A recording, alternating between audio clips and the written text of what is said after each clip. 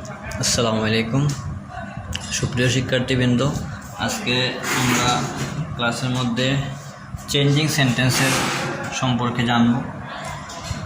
Changing sentence মানে কি? বাক্য পরিবর্তন। ঠিক আছে, তাহলে আজকের ক্লাসের মধ্যে আমরা অ্যাফার্মেটিভ থেকে নেগেটিভ সেন্টেন্সে কীভাবে পরিণত করতে হয় আমরা সেটা শিখব। অ্যাফার্মেটিভ মানে হচ্ছে হ্যাঁ বোঝাও বাক্য, নেগেটিভ মানে কি না বোঝাও বাক্য। তাহলে আমরা যেগুলো আজকে এক্সাম্পল যেগুলো লেখছি সবগুলোই অ্যাফার্মেটিভের মধ্যে আসছে, আমরা নেগেটিভ করতে হবে। ঠিক আছে, তাহলে প্রথম যে এক্সাম্পলটা আমি লিখছি এটা কী লিখলাম? Only science students can apply for the post, মানে কি শুধুমাত্র বিজ্ঞানের শিক্ষার্থীরা এই পদের জন্য আবেদন করতে পারে। ঠিক আছে, তাহলে আমরা একটা রুল জানি কি, অনলি দ্বারা যদি ব্যক্তি বোঝায় অনলির পরিবর্তে কী বসে? নাম বার্ড বসে। অনলি দ্বারা যদি বস্তু বোঝায় তাহলে অনলির পরিবর্তে কী বসে? নাথিং বার্ড বসে। অনলি দ্বারা যদি সংখ্যা বোঝায় তাহলে অনলির পরিবর্তে কী বসে? নট মোর দেন। তাহলে অনলি সায়েন্স স্টুডেন্টস মানে কি শুধুমাত্র বিজ্ঞানের শিক্ষার্থীরা এই পদের জন্য আবেদন করতে পারে। তাহলে বিজ্ঞানের শিক্ষার্থীরা এটা কি অবশ্যই ব্যক্তি, এটা তো অবশ্যই বস্তু নয় বা তোমার সংখ্যাও নয়। ঠিক আছে, তাহলে যেহেতু এটা ব্যক্তি বুঝিয়েছে, তাহলে ব্যক্তি বুঝালে আমরা জানি কি অনলি এর পরিবর্তে নাউন ভার্ব লিখতে হয়। তাই আমি লিখলাম কি নাউন ভার্ব, অনলি জায়গায় নাউন ভার্ব লিখলাম, তারপরে বাদ বাকি যা অংশ আছে সবগুলো অপরিবর্তিত থাকবে। ঠিক আছে, science students can apply for the post, যেমন আছে তেমন ফর দ্য পোস্ট। বুঝতে পারছো? আমাদের ক্লাসটি আপনারা সাবস্ক্রাইব করবেন। ঠিক আছে, আমাদের চ্যানেলটি সাবস্ক্রাইব করবেন, লাইক কমেন্ট শেয়ার দিবেন, আর বেল আইকনের মধ্যে ক্লিক করবেন। ঠিক আছে, তারপরে দেখো 2 নম্বর এক্সাম্পল কি লিখলাম? Only the moon was visible. Moon মানে কি? মুন মানে চাঁদ। তাহলে অনলি মানে কি শুধুমাত্র চাঁদ ছিল কি দৃশ্যমান। দৃশ্যমান মানে কি এটা দেখা যায়। তাহলে চাঁদ যেহেতু বস্তু, অনলি দা মুন দ্বারা বস্তু বুঝিয়েছি, তাহলে বস্তু বুঝে আমরা কি জানি অনলির পরিবর্তে নাথিং বার্ড বসে। তাহলে অনলি জায়গায় আমি কি লিখলাম? নাথিং বার্ড, তারপরে দা মুন ওয়াজ ভিজিবল, যেমন আছে তেমন রাখতে হবে। ঠিক আছে, শেষ।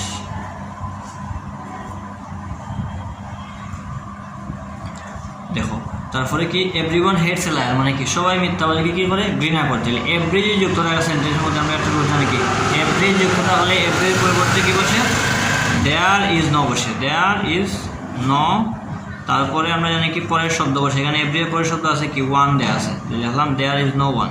তারপরে রুলস অনুযায়ী একটা বার্ড বসাইতে হয়, লিখলাম একটা বার্ড, তারপরে বাকি অংশ অপরিবর্তিত, হেটস এ লায়ার যেমন আছে তেমন, শেষ। There is no one but hates a liar, মানে কি এমন কোনো মানুষ নাই যে কিনা মিথ্যাবাদীকে কী করে না? ঘৃণা করে না। ঠিক আছে, আমার অর্থ কিন্তু সেম থাকবে। তারপর দেখো কি লাগছে? You must obey your parents, তোমাকে অবশ্যই তোমার পিতামাতাকে মান্য করতে হবে। তাহলে মাস্ট থাকলে আমরা জানি কি বসে? মাস্ট থাকলে একটা রুলস আছে ক্যান নট বার্ড বসে। মাস্টের পরিবর্তে কি বসে? ক্যান নট বার্ড অথবা ক্যান নট হেল্প। তবে ক্যান নট হেল্প যদি লিখে দিলে আমরা মূল ভার্বের সাথে আইএনজি লিখতে হইব। ঠিক আছে, তাহলে আমি ক্যান নট বার্ডই লিখি। মাস্টের জায়গায় শুধুমাত্র ক্যান নট বার্ড লিখলে আমার আনসারটা হয়ে যাবে। যদি ক্যান নট হেল্প লিখি তাহলে মূল ভার্বের সাথে আইএনজি হবে, মূল ভার্বের সাথে আইএনজি লাগিয়ে দিব। ইউ ক্যান নট বার্ড হবে ইউর প্যারেন্টস। যেহেতু আমি ক্যান নট বার্ড লিখছি, মূল আইএনজি লেখা দরকার নাই, শেষ। তারপরে কি every rose has a thorn, এর মানে কি প্রতিটি গোলাপে কাটা থাকে। ঠিক আছে, তাইলে দেখো এখানের মধ্যে আগে আমরা এভরির একটা রুলস পাইছিলাম, এভরির একটা এক্সাম্পল লিখছিলাম। তাহলে এভরি তাহলে কি বসে? এভরির পরিবর্তে দেয়ার ইজ নো বসে, দেয়ার ইজ নো। তারপরে রুলস অনুযায়ী একটা কি লিখছিলাম? আগে বার্ড লিখছিলাম না? তাহলে একটা বার্ড লিখলাম, দেয়ার ইজ নো, সরি এভরির পরের শব্দ পরে লেখা লাগবে রুলস, তারপরে একটা বার্ড লিখতে হবে। ঠিক আছে, বার্ড লিখলাম, তারপরে বাকি অংশ হ্যাজ এ থর্ন যেমন আছে তেমন। সবাই বুঝতে পারছো?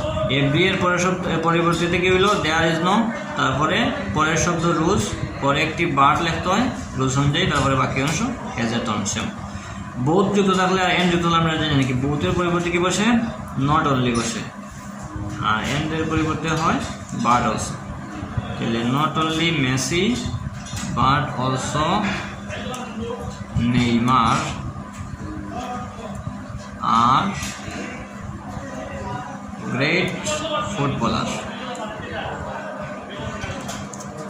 শুধুমাত্র মেসি নয়, নেইমারও ভালো খেলোয়াড়। ঠিক আছে, তারপরে দেখো he likes coffee and ice cream, এখানের মধ্যে এন্ড যুক্ত আছে কিন্তু বহুত সাথে যুক্ত নাই। মনে করো তুমি একজনকে বললে তুমি আইসক্রিম খাইবা নাকি কফি খাইবা, ঠিক আছে, সে বললো আমি আইসক্রিমও খাবো কফিও খাবো, তাইলে সে উভয়ই কাজটাই সে করলো।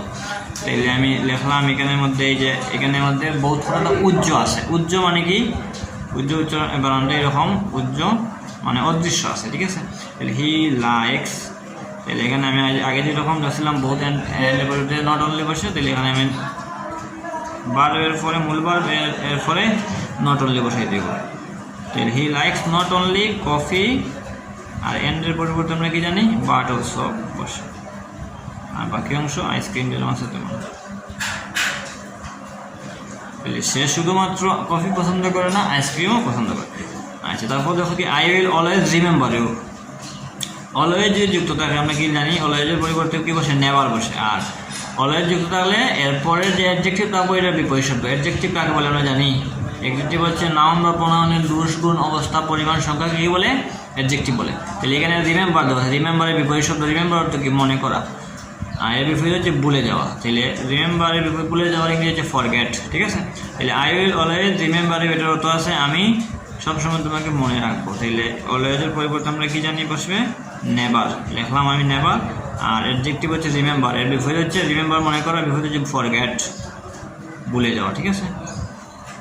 তারপরে বাকি অংশ জন্য আই উইল নেভার এটা ফরগেট, মানে আমি তোমাকে কখনো ভুলবো না, অতটাই কিন্তু আমার সেমটা হলো। Mohsin is a kind man, এরকম যদি দেওয়া থাকে তাইলে আমার হেল্পিং ভার্বের পরে কি লেখা লাগবো নট, তারপরে অ্যাডজেক্টিভের বিপরীত শব্দ।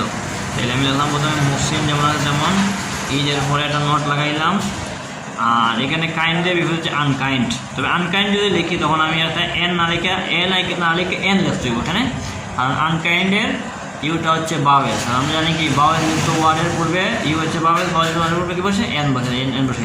Mohsin is not an unkind man, বুঝতে পারছো আশা করি। হি ইজ অলওয়েজ পাংচুয়াল, তাহলে আমি আগে বলছিলাম কি অলওয়েজ যুক্ত থাকলে নেভার বসে, তাহলে আমি কি লিখলাম হি ইজ নেভার পাংচুয়াল মানে কি সময়নিষ্ঠ। হি ইজ অলওয়েজ পাংচুয়াল মানে সে সময় কাজ সময়ে করে প্রতিদিন, ঠিক আছে।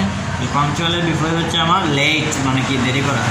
হি ইজ নেভার লেট মানে সে কখনো দেরি করে না। তারপর দেখো T2 TO2, T2 যুক্ত থাকলে T2 এর পরিবর্তে কি বসে স বসে, তাহলে হি ইজ স, তারপরে আমরা জানি কি অ্যাডজেক্টিভ বসে, অ্যাডজেক্টিভ উইক দেওয়া আছে এখানে, হি ইজ সো উইক, তারপরে দ্যাট বসে, লিখলাম আমি কি দ্যাট, তারপরে সাবজেক্ট, তারপরে টেন্স অনুযায়ী ক্যান নট অথবা কোনো, যেহেতু ইজ আছে ইজ মানে প্রেজেন্ট টেন্স আছে তাহলে ক্যান নট। তারপরে TO2 এর পরের অংশ, TO2 এর অংশ কি আছে গ দেওয়া আছে, গ লেখা। তারপর দেখো কি আছে as soon as the thief saw the police he ran away, যখনই চোর পুলিশকে দেখলো সে দৌড়ে পালালো, ঠিক আছে। তাহলে এরকম এজ সুনে যুক্ত থাকলে আমরা জানি কি ন সোনার হেড বসে, দেখলাম আমি ন সোনার হেড, তারপরে এদিকে সাবজেক্ট বসে দ্য টিফ, তারপরে মূল ভার্বের পাস্ট পার্টিসিপল, মূল ভার্ব ছিল সে, এটা পাস্ট পার্টিসিপল সিন, তারপরে বাকি অংশ প্রথম ক্লোজের বাকি অংশটি পুলিশ, তারপরে কমার পরিবর্তন আমরা জানি কি বসে দেন বসে, তারপরে বাকি অংশ সেকেন্ড ক্লোজ কোনো পরিবর্তন হবে না। তারপর দেখে নিলাম উই হ্যাভ অনলি 2 কার্স, মানে আমাদের কি আছে শুধুমাত্র 2টি কার আছে। তাহলে 2টি কার কি সংখ্যা, অনলি দ্বারা আমরা প্রথম রুলসে কি বলছিলাম অনলি দ্বারা সংখ্যা বুঝাইলে নট মোর দেন বসে, এখানে আমি অনলি পরিবর্তে কি লিখবো নট মোর দেন, যেহেতু এখানে সংখ্যা 2 কার আছে, এখানে সংখ্যা 2 কার্স। এভরি মানে লাস্ট চলতে এভরি তাহলে কি বসে আমরা জানি দেয়ার ইজ নো বসে, দেখলাম কি দেয়ার ইজ নো, তারপরে জানি এভরির পরের শব্দ কি বসে মাদার, তারপরে একটা বার্ড লিখতে হবে বার্ড, তারপরে বাকি অংশ লাভ সার্চেল যেমন আছে তেমন।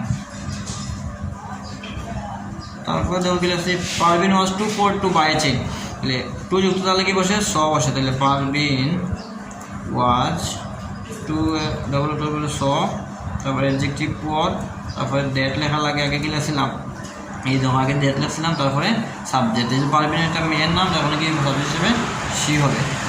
সো পোর ডেট সি, যেহেতু ওয়াজ আছে এখানে পাস্ট টেন্স, তাইলে আমরা কি লেখা প্রেজেন্ট টেন্স তাহলে ক্যান নট লিখছিলাম, ওয়াজ আছে যেহেতু পাস্ট টেন্স তখন কি লিখলাম কুড নট লিখলাম, that she could not buy a chain যেমন আছে তেমন, পরের অংশ যেমন আছে তেমন। আশা করি সবাই বুঝতে পারছো। আমাদের ক্লাসটি যদি আপনাদের ভালো লেগে থাকে আমাদের চ্যানেলটি সাবস্ক্রাইব করবেন, লাইক কমেন্ট শেয়ার দিয়ে পাশে থাকবেন। সবাই ভালো থাকেন, সুস্থ থাকেন। আজকের ক্লাস এই পর্যন্তই। আসসালামু আলাইকুম।